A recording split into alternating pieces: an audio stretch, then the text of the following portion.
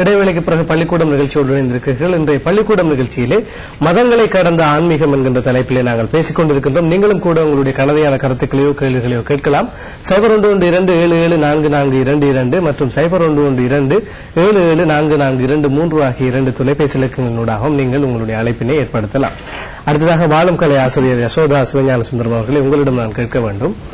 இந்த சாதாரணமான மக்களுக்கு சொர்க்கம் மீதான ஆசையையும் நரகம் மீதான ஒரு பயத்தையும் உண்டாக்கியதன் மூலமாகத்தான் மதங்கள் மக்களை வழிபடுத்தி இருக்கின்றன. இந்த அளவிலும் கூட இத்தகைய ஆசைகளும் பயமும் தான் அவர்களை சரியான முறையில் வாழ்வதற்கோ அல்லது ஏதோ ஒரு நெறிமுறைக்குள் பயந்தவர்களாக வாழ்வதற்கோ அவர்களை வழிவகை செய்கின்றன என்று கூட சொல்லலாம். சொர்க்கம் நரகம் பற்றியதான உங்களுடைய கருத்து என்ன? சொர்க்கம் நரகம் எல்லாமே எங்களுக்குள் இருப்பதுதான். அது தனியா மேல வானத்துல சொர்க்கம் ஒன்று இல்லை. ஆனா எங்களுக்குள்ளே இருப்பதுதான் சொர்க்கமும் நரகமும். எங்களுக்குள்ளே சந்தோஷம் இருக்கும்போது சொர்க்கம், எங்களுக்குள்ளே துன்பங்கள் கவலைகள் கஷ்டங்கள் இருக்கும்போது அது நரகம் கொள்ளலாம். சோ எல்லாமே எங்களுக்குள்ளே இருப்பதுதான். சோ எங்களுக்குள்ளே அப்ப எங்களுக்குள்ளே அந்த நல்ல குணங்கள் நல்ல பண்புகள் அந்த அழுத்தமற்ற தன்மை இதுகள் எல்லாத்தையும் விருத்தி செய்யும் பொழுது அந்த சந்தோஷம் அந்த சொர்க்கம் எங்களுக்குள்ளேயே கிடைத்து விடுகிறது. அதை நாங்க வெளியில தேடி போக தேவையில்லை. ஏன்னா ஒவ்வொருத்தரும் அவர்கள் அந்த உள்ளுக்கு அந்த ஆனந்தம் சந்தோஷம் இருக்கும் போது எல்லாரும் சொர்க்கத்துலதான் இருப்பாங்க. அப்ப ஒவ்வொருத்தருமே தங்களுக்குள்ளே அந்த ஆனந்தத்தை ஏற்படுத்தி கொள்ளும் போது எல்லாருமே சொர்க்கத்துலதான் இருக்க போறாங்க இல்லையா? சோ அதுல சொர்க்கம் நரகம் என்று சொல்றது உண்மையிலே நமக்குள்ளே இருப்பது தான் ஒழிய வெளியில ஒன்று இல்லை. அது தொடர்பாக இன்னும் பேசலாம். நாங்கள் கிடையிலே ஒரு அழைப்பு வந்திருக்கின்றது, அந்த அழைப்பினை இணைத்துக் கொள்ளலாம். ஹலோ, வணக்கம். ஓகே, உங்களுடைய கேள்வி. எனக்கு பேராசிரியர் முத்துலட்சுமி அம்மாவோட கொஞ்சம் பேசுறேன். கேளுங்க உங்களுடைய கேள்வி. ஹலோ, வணக்கம். வாழ்க்கை வளமுடன். வாழும் கலை அமைப்புலதான் இருக்கிறேன். கொட்டையால அகத்தாய்வு 2 மட்டும் தான் முடிச்சிருக்கிறேன். ஆனா எனக்கு இந்த புலால் உணவு தவிர்க்கிறது எப்படின்னு கொஞ்சம் விவரமா சொன்னீங்கன்னா நல்லா இருக்கும்னு நினைக்கிறேன். புலால் உணவை தவிர்ப்பது எப்படி? ஒன்றுமில்லை, அதுவும் ஒரு உயிர் தான், நானும் ஒரு உயிர் தான். எனக்கு துன்பம் வந்தால் நான் அதை எப்படி ஏற்றுக்கொள்வேன் என்று பார்க்கும் பொழுது அதற்கும் உடலும் இருக்கிறது, உயிரும் இருக்கிறது. நமக்கும் உடலும் இருக்கிறது, உயிரும் இருக்கிறது. புலால் உணவு என்பது சில விட்டமின்ஸுக்காக நம்ம எடுத்துக்கொள்ளும் உணவு தான்.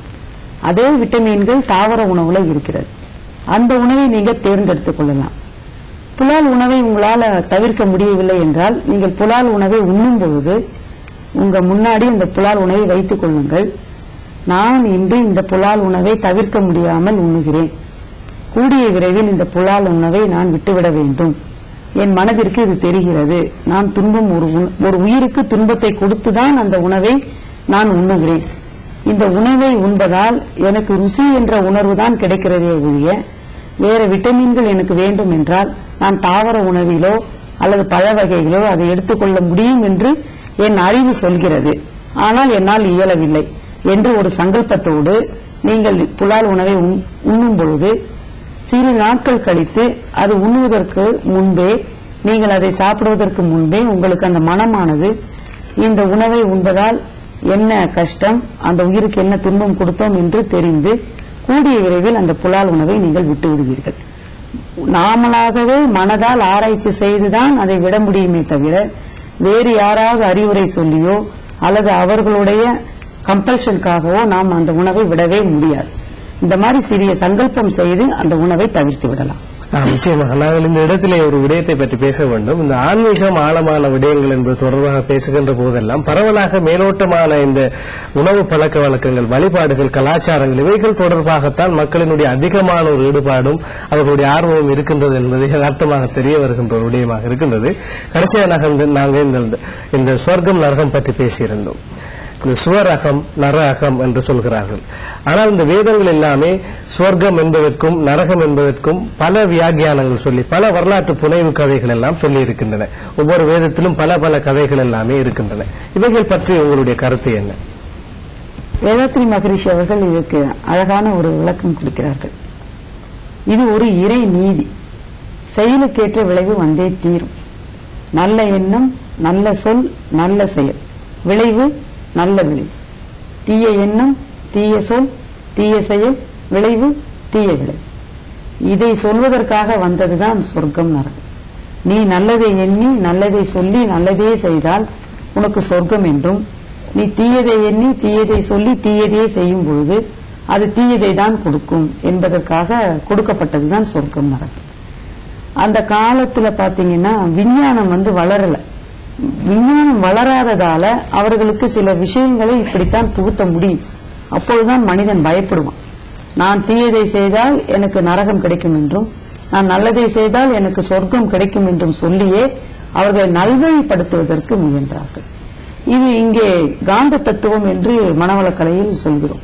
அந்த காந்த தத்துவப்படி இந்த மகா நெட் என்ற மேக்னெட் ஃபீல்டு இந்த ஓபன் ஸ்பேஸில் என்ன இருக்கிறது, அந்த தத்துவப்படி நீங்கள் செய்த செயலுக்கு விளைவு என்ன வருகிறது. நாம் செய்யும் தனி மனிதன் செய்யும் செயலானது அது விளைவு அதே தனி மனிதனுக்கு நல்ல செயல் செய்தால் நல்ல விளைவாகவும், தீய செயல் செய்தால் தீய விளைவாகவும் வருகிறது. இது இறை நீதி. இதை தடுக்கவே முடியாது. இதை உணர வைக்கிறோம். உணர்ந்த பின்பு அந்த மனிதன் தன்னைத்தானே திருத்திக் கொண்டு நல்ல செயல்கள் செய்வதற்கு முயல்கிறார். இதற்காக இங்கே பயிற்சிகள் கொடுக்கப்பட்டிருக்கிறது. அப்பொழுது இறை நீதி என்ற செயல் விளைவு தத்துவமே சொர்க்கமாகவும் நரகமாகவும் அன்று அந்த காலத்தில் சொல்லி வைக்கப்பட்டது. நிச்சயமாக இந்த இடத்துல இன்னும் ஒரு கேள்வி எழும்புகின்றது. டாக்டர் அவர்களை நீங்கள் இதற்கு சொல்லுங்கள். பொதுவாக இந்த எல்லோருமே ஆன்மீக அமைப்பு சார்ந்தவர்கள் ஆழமாக கதைக்கின்ற போது இந்த விடயத்தை வெளிப்படையாக சொல்வார்கள். சொர்க்கம் நரகம் என்பதனுடைய உள் அர்த்தங்கள் என்னவென்பதை மேலோட்டமாக சாதாரண அறிவு படைத்த மக்களுக்கு சொல்கின்ற போது மதவாதிகள் சில வியாக்கியானங்களுடன் கூடித்தான் இந்த சொர்க்கம் நரகம் பற்றிய வியாக்கியானங்களை எல்லாம் சொல்வார்கள். இவை ஒரு புறமாக இருக்க, இன்னும் ஒரு புறமாக நாங்கள் யோசிக்கின்ற போது ஒரு மனிதனுடைய உடல் இறந்து விட்டது, அடுத்த நிலை என்ன?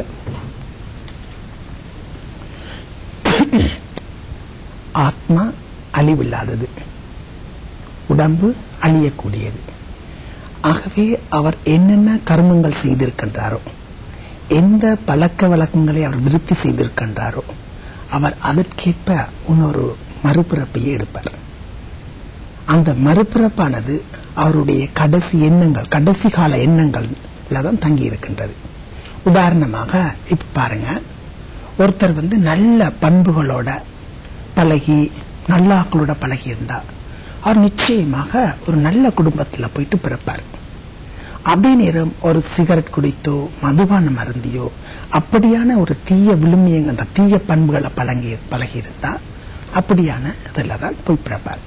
அதனாலதான் நீங்க இந்த உலகத்தை பார்த்தீங்கன்னு சொன்னா உயர் ரகம், உயர்ந்த குடும்பத்திலும் ஆட்கள் பிறந்து கொண்டிருக்கிறாங்க, தாழ்ந்த குடும்பத்திலையும் பிறந்து கொண்டிருக்காங்க. தாழ்ந்த சொன்னா அவங்க எல்லா வகைத்திலையும் தாழ்ந்த நிலையில இருக்கிறாங்க. அதாவது இந்த தாழ்ந்த என்று சொன்னா இங்க நான் சொல்லல உடம்பு ரீதியா சொல்ல, செயல் ரீதியாக அப்படியான குடும்பத்துல போய் பிறந்து கொண்டிருக்காங்க. காரணம் அவங்க செய்த செயல்கள பாதிப்பு ஆத்மாவில் பதியப்படுகிறது. அதற்கேற்பதான் அவர்கள் மறுபிறப்பு எடுப்பாங்க. ஆனா இதையும் கூட நாங்க நிரூபிக்க முடியாது. இதெல்லாம் புரிந்து கொள்ள வேண்டிய விடயங்கள். சில விஷயங்களை நாங்க நிரூபிக்கலாம், நிரூபிக்க முடியாதது ஆன்மீகம். ஆன்மீகத்துல இதையும், அதாவது உண்மைக்கு ஒரு சக்தி இருக்கின்றது. அந்த உண்மையா அந்த சக்தியானது சரியான தருணம் வரும்போது அது தன்னை வெளிப்படுத்தும். ஆக இப்படியான விடயங்களை கேட்பாங்க, உங்களால நிரூபிக்க இயலுமாண்டு. நிச்சயமாக நாங்க நிரூபிக்க இயலாது. அது அவர் செய்த கர்மத்துக்கேற்ப அவங்க போய் பிறந்திருப்பாங்க. அவங்களே தெரிஞ்சு கொள்வாங்க, நான் இப்படி கர்மம் செய்தனாலதான் இங்க பிறந்திருக்கிறேன். அதுக்கு ஒரு உதாரணம், ஒருத்தருக்கு கேன்சர் நோய் வந்துட்டா அவர் இந்த நேரம் நல்ல பழக்கங்களோட இருந்திருப்பாரு. கடைசியில் அவர் என்ன சொல்லுவார் தெரியுமா? ஏதோ நான் பூர்வீகத்துல செய்தனாலதான் எனக்கு இந்த நோய் வந்ததுன்ட்டு அவரே அதுக்கு என்ன செய்யறாரு? விட கொடுக்கிறாரு. ஆகவே ஒரு ஆத்மா இப்படி பல பிறப்புகளாக நடிச்சு கொண்டிருந்தது. ஆனால் இப்ப இந்த நேரம், அதாவது சொல்லுவாங்க எல்லா மதத்திலையும் கணக்கு தீர்க்கும் நேரம்னு சொல்லுவாங்க. கணக்கு தீர்க்கிற நேரத்துல நாங்க என்ன செய்யணும்னா கூடுதலான கணக்குகள் தீர்க்கப்படுகின்றன. கணக்குன்னா எல்லா வகையிலையும் அதாவது மனதுல வேதனைகள் அனுபவிக்கிறாங்க. அவங்களோட செயல்கள்ல, உறவு முறைகள்ல எல்லாத்துலயும் அவங்க என்ன செய்யறாங்க, அவங்க கணக்குகளை தீர்த்து கொண்டிருக்கிறாங்க. காரணம் என்னன்னா, இப்பொழுது எல்லா ஆத்மாக்களும் நாங்கள் எங்கிருந்து வந்தோமோ அங்கு செல்வதற்கான நேரம், அந்த நேரத்தை தான் நாங்க நோக்கி பயணம் செய்து கொண்டிருக்கிறோம். ஆகிய நாம் எங்கிருந்து வந்தோம், அங்கு எல்லா ஆத்மாக்களும் இந்த உடம்பு அல்ல. அதாவது சொல்லுவாங்க பாருங்க, ஒருத்தர் சொல்ல ரூகுன்னு சொல்லுவாங்க. ரூகுன்னு சொன்னா ஆத்மா. அதாவது அவங்க சொல்லுவாங்க எல்லாருமே பரிசுத்த ஆவின்னு சொல்லுவாங்க. எல்லாருமே இப்ப சொல்றாங்க என்னன்னா, எங்களை வந்து கூப்பிட்டு போறாரு. யார்? இறைவன் இல்லையா? ஆக நாங்க இப்ப கடைசி இந்த நேரத்துல இந்த கடைசி காலம்னு சொல்லுவாங்க. அந்த கடைசி கால பத்தி எனக்கு விளங்கப்படுத்த முடியாது. இந்த கடைசி கால நேரம் உலக அழிவின் பின்பு, அந்த உலக மாற்றம், அழிவுன்னு சொல்ல இயலாது, மாற்றத்தின் பின் எல்லாரும் வீடு திரும்பி போயிட்டு அங்க அவங்களோட நல்ல நிலைகளுக்கு ஏற்ப திருப்பி நாங்க இந்த வேர்ல்ட் டிராமா சைக்கிள்ல வந்து நடிக்க வேண்டி வருது. தொலைபேசி மூலமாக ஒரு அழைப்பு. ஹலோ, வணக்கம். வணக்கம். வணக்கம், யார் பேசுறேன்? கேளுங்க. நான் எனக்கு புலான்றதை பத்தி கொஞ்சம் பேசுறதுக்கு இருக்கேன். டாக்டர் சாகிநாயக் அவரோட கேட்டேன். நான் அவரோட விவாதத்துல புலாங்களை பத்தி கேட்கிறார். உயிரினங்கள் சொன்னா எல்லாம் உயிரினங்கள் தான். அதாவது தாவர உணவுல ஒரு குறைவா இருக்கலாம் ஒரு அறிவு. அப்போது அவர் கேட்கிறார், சாகிநாயக் கேட்கிறார், ஒரு சகோதரர் ஒரு கையில்லாத ஊனமுற்றவரை கொலை செய்தார். ஜட்ஜிடம் அவர் வாதாட முடியுமா? எனக்கு ஒரு கை இல்லாதவத்தை நான் கொலை செஞ்சேன், எனது தண்டனையை கொஞ்சம் குறைக்குமாறு கேட்டா, ஜட்ஜி வந்துட்டு அதிக தண்டனை கொடுப்பாங்களா? ஒரு ஊனமுற்றவரை கொலை செஞ்சு அந்த மனிதனத்துல அதிக தண்டனை கொடுப்பாரா, இல்ல அது குறைஞ்ச தண்டனை கொடுப்பாரா? அதான் என்னோட கேள்வி. நன்றி நன்றி உங்களுடைய கேள்வி. இது உணவு சம்பந்தப்பட்ட ஒரு கேள்வியாகத்தான் இருக்கு. அவருடைய கேள்வி இதுதான். அதாவது கொலை ஒருவர் செய்கின்றார், ஒரு மனிதனை கொலை செய்கின்றார் சாதாரணமாக. இன்னும் ஒருவர் ஊனமுற்றொருவரை கொலை செய்கின்றார். ஆகவே நான் ஒரு மனிதனை கொலை செய்யவில்லை, ஊனமுற்றவரை தான் கொலை செய்திருக்கின்றேன். எனவே எனக்கு நீங்கள் தண்டனையை குறையுங்கள் என்பது போலத்தான் இருக்கின்றது. தாவரங்களை உண்பதும் விலங்குகளை உண்பதும் என்பதான ஒரு கருத்தியல் வாதத்தை தான் அவர் கேட்டிருந்தார். அதற்கான ஒரு சிறிய பதிலோடு நாங்கள் அடுத்த கேள்விக்கு செல்லலாம். இங்கு நாங்கள், அதாவது நான் ஏற்கனவே அவருக்கு விளங்கப்படுத்தியிருந்தேன், சிந்தித்து செயலாற்றுகின்ற ஒன்றுதான் ஆத்மா. ஆனால் அங்கு இல்லை. தாவர, அதாவது பௌதிக வளர்ச்சிக்கும் இதுக்கும் எங்களுக்கும் சம்பந்தம் அல்ல. இங்கு தண்டனை வழங்குகின்ற கேள்வியே இல்லை. நிச்சயமாக நாங்கள் ஒரு சிறிய விளம்பர இடைவேளைக்கு செல்ல இருக்கின்றோம். விளம்பர